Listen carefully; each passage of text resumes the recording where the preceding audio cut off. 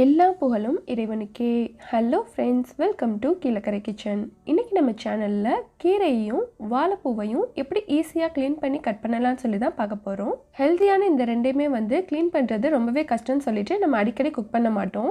But இந்த மெத்தடில் நீங்கள் பண்ணிங்கன்னா ஈஸியாக க்ளீன் பண்ணிடலாம். வீடியோக்குள்ளே போகிறதுக்கு முன்னாடி இப்போ தான் நம்ம சேனலை ஃபர்ஸ்ட் டைம் பார்க்குறீங்கன்னா மறக்காமல் சப்ஸ்கிரைப் பண்ணிவிட்டு கூடவே பக்கத்தில் இருக்க பெல் ஐக்கானையும் கிளிக் பண்ணிக்கோங்க. இப்போ வாங்க வீடியோக்குள்ளே போகலாம். இன்றைக்கி நான் ஃபஸ்ட்டு க்ளீன் பண்ணி காமிக்க போகிறது முளைக்கீரை. இங்கே ஈவினிங் டைமில் கீரை நல்லா ஃப்ரெஷ்ஷாக கிடைக்கும்.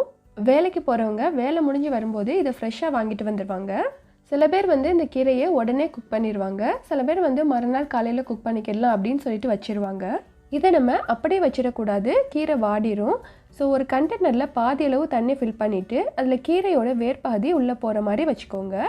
இந்த மாதிரி நீங்கள் செய்யும்போது அடுத்த நாள் காலையில் வரைக்கும் அது அப்படியே ஃப்ரெஷ்ஷாகவே இருக்கும். இதுவே நீங்கள் சும்மா வச்சுட்டிங்கன்னா அது அப்படியே வாடி போயிடும், கீரையோட டேஸ்ட்டும் மாறிடும். இப்போது நெக்ஸ்ட் டே மார்னிங் காமிக்கிறேன் பாருங்கள், கீரை எவ்வளோ ஃப்ரெஷ்ஷாக இருக்குதுன்னு சொல்லிட்டு.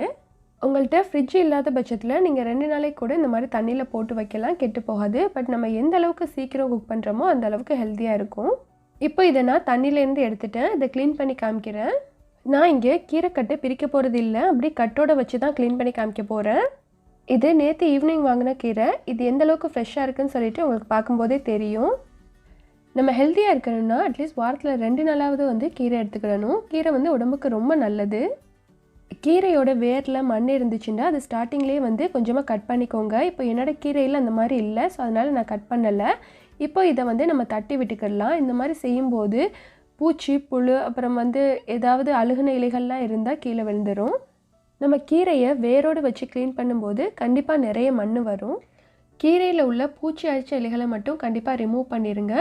இதில் பூ இருக்கும், இதில் முத்தின பூவை மட்டும் நான் ரிமூவ் பண்ணிடுறேன். சின்ன பூவாக இருந்தால் நீங்கள் அப்படியே சேர்த்து சமைக்கலாம். நம்ம பூவோடு சேர்த்தே குக் பண்ணலாம், அதுவும் சாப்பிடக்கூடிய பகுதி தான். பட் சில பேருக்கு டைஜஷன் ப்ராப்ளம் வரும், ஸோ அதனால தான் அதை ரிமூவ் பண்ணிடணும். அப்புறம் இதில் இருக்கக்கூடிய புல் தேவையில்லாத இலைகளையும் கண்டிப்பாக ரிமூவ் பண்ணிடுங்க. பச்சை இலைகளில் பூச்சி இருக்கும், ஸோ நம்ம ஈஸியாக க்ளீன் பண்ணணும் அப்படிங்கிறதுக்காக வேண்டி ஏனோ தானோன்னு பண்ணாமல் நமக்கு சுத்தமும் ரொம்ப முக்கியம். ஸோ அதனால் 1க்கு 2 தடவை நல்லா பார்த்துட்டு அதுக்கப்புறம் அடுத்த ப்ராசஸ்க்கு போகலாம். இப்போது இது திருப்தியாக பார்த்தியாச்சு, இதில் எந்தவித பூச்சியும் இல்லை. அப்புறம் அழுகுன இலைகள் அப்புறம் தேவையில்லாத இலைகளெல்லாம் ரிமூவ் பண்ணியாச்சு. இப்போது இதோட கீழ்ப்பகுதியை நம்ம கட் பண்ணி எடுத்துடலாம்.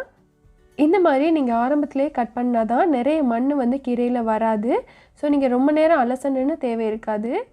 கீரையோட லேசான பகுதியை மட்டும் வச்சுட்டு இந்த மாதிரி தடிமனான பகுதியை நம்ம கட் பண்ணி தூர போட்டுடலாம். இதோட சேர்த்து நம்ம குக் பண்ணா இது சீக்கிரம் வேகாது, ஸோ செரிமான பிரச்சனை வரும். ஸோ அதனால் இது நமக்கு வேணாம். இப்போது இந்த ரோப்பை நம்ம கலட்ட வேணாம், அதோட வச்சு தான் கட் பண்ண போகிறோம். அப்போ தான் ஈஸியாக இருக்கும். நம்ம கீரையை ஒவ்வொரு இலையாக பிச்சு போட்டு க்ளீன் பண்ணும்போது அது க்ளீன் பண்ணுறதுக்கு ரொம்ப டைம் எடுக்கும். பட் இந்த மெத்தடில் நம்ம க்ளீன் பண்ணா 5 நிமிஷத்துலேயே ஈஸியாக க்ளீன் பண்ணி கட் பண்ணிடலாம். கீரையில் நிறைய டேமேஜ் இருக்கிற மாதிரி இருந்துச்சுன்னா நீங்கள் ரோப்பை கலட்டிடுங்க. அதுக்கப்புறம் அதுக்குள்ளே இருக்கக்கூடிய தேவையில்லாத இலைகளை ரிமூவ் பண்ணிவிட்டு திரும்ப நம்ம ரோப் போட்டுக்கிடலாம். இப்போது கீரையில் உள்ள ரோப்பை இந்த மாதிரி மேலே தள்ளி விட்டுட்டு கீரையை நம்ம ரன்னிங் வாட்டரில் நல்லா அலச போகிறோம். நம்ம ஏற்கனவே இதில் உள்ள அழுகுன இலைகளெல்லாம் ரிமூவ் பண்ணியாச்சு. அப்புறம் வேர் பகுதியையும் கட் பண்ணி எடுத்தியாச்சு. ஸோ இதில் மண் எதுவும் இருக்காது. ஸோ ரொம்ப நேரம் நம்ம இதை அலசணும்னு தேவையில்லை.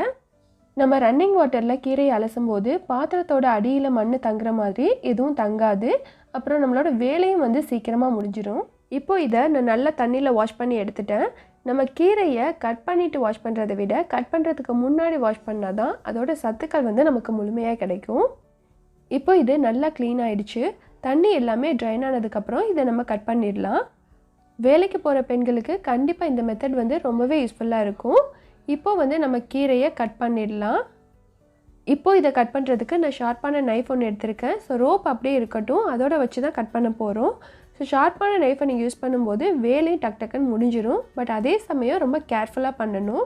ஃபஸ்ட்டு தண்டு பகுதி, அதாவது கீழ்ப்பகுதியிலேருந்து ஸ்டார்ட் பண்ணி அப்படியே மேல் நோக்கி வாங்க. அப்போ தான் உங்களுக்கு கட் பண்ணுறதுக்கு ஈஸியாக இருக்கும். இப்போது நான் ரோப்பை ரிமூவ் பண்ணிடுறேன். இப்போ இதே மாதிரியே அப்படியே கொஞ்சம் கொஞ்சமாக கட் பண்ணிவிட்டு வாங்க. எந்த இலைகளுமே பிரியாது. நல்லா டைட்டாக ஃபோல்ட் பண்ணிக்கோங்க. அவ்வளோதான். இதை நல்லா க்ளீன் பண்ணி பர்ஃபெக்டாக கட் பண்ணியாச்சு. இவ்வளோ நாள் கஷ்டம்னு நினச்ச கீரை க்ளீனிங் இந்த மெத்தடில் செய்யும்போது ரொம்பவே ஈஸியாக இருக்கும். இனிமேல் அடிக்கடி சமைப்பீங்க. கண்டிப்பாக இந்த மெத்தடை ட்ரை பண்ணி பாருங்கள். அடுத்ததாக வாழைப்பூவை எப்படி ஈஸியாக க்ளீன் பண்ணி கட் பண்ணலாம்னு சொல்லிட்டு பார்க்கலாம். துவர்ப்பு சுவையுடைய இந்த வாழைப்பூ வந்து வயிற்றுப்புண் வாய்ப்புண்ணுக்கு ரொம்ப நல்லது. இப்போது ஃபஸ்ட்டு நம்ம வாழைப்பூவோட மேலே உள்ள ஸ்கின் எல்லாத்தையும் ரிமூவ் பண்ணிடலாம். கலராக இருக்கக்கூடிய இந்த மேல் தோலை வந்து நம்ம யூஸ் பண்ண மாட்டோம். ஸோ இது உள்ளே வெள்ளையாக வர வரைக்கும் இதை நம்ம ரிமூவ் பண்ணிடலாம். நம்ம பிரித்து எடுக்கக்கூடிய இந்த சின்ன பூவையும் வந்து கருப்பாக இருந்துச்சுன்னா அதை யூஸ் பண்ண வேணாம். ஸோ வெள்ளையாக இருக்கிறத நீங்கள் யூஸ் பண்ணிக்கிடலாம். வாழைப்பூவை யூஸ் பண்ணி நம்ம நிறைய ரெசிபிஸ் பண்ணலாம். பட் இதை க்ளீன் பண்ணுறது ரொம்பவே கஷ்டம்னு சொல்லிட்டு நிறைய பேர் வாங்குறது கிடையாது.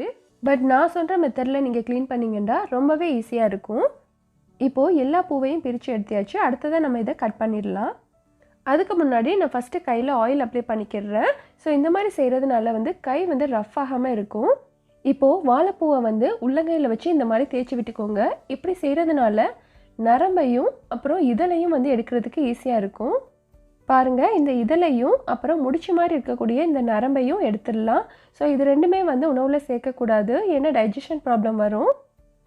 நான் இப்போ இதழை எடுத்துட்டேன். இதே மாதிரியே எல்லாத்துலேயும் செஞ்சுக்கோங்க. அடுத்ததாக எப்படி ஈஸியாக நரம்பை ரிமூவ் பண்ணலான்னு பார்க்கலாம். பூ எல்லாத்தையுமே வந்து வரிசையாக அடுக்கிட்டு இதை ஒரு கட்டிங் போர்டுக்கு மேலே வச்சு நைஃபை வச்சு நல்லா அழுத்தி இழுத்தன்னா ஈஸியாக வந்து நரம்பு வந்துடும்.